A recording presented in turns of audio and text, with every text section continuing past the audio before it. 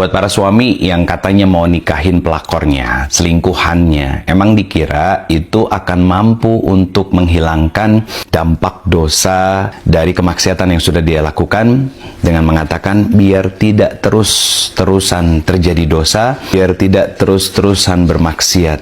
Para suami, hati-hati, dosanya akan tetap berlanjut selama luka dan kecewa di dalam hati istri Anda belum Anda pulihkan, belum Anda sembuhkan. Karena menikahi seorang pelakor itu bukan menjadi solusi utama atas semua kemaksiatan dan dosa yang Anda lakukan.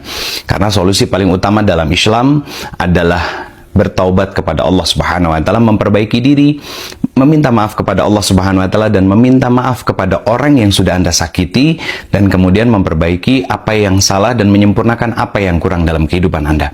Jangan bersembunyi di balik kalimat lebih baik minta maaf daripada minta izin. Anda seorang pecundang, bukan laki-laki sejati, dan Islam tidak mengajarkan kita sebagai seorang laki-laki untuk berbuat zolim kepada amanah yang sudah Allah berikan dalam kehidupan kita.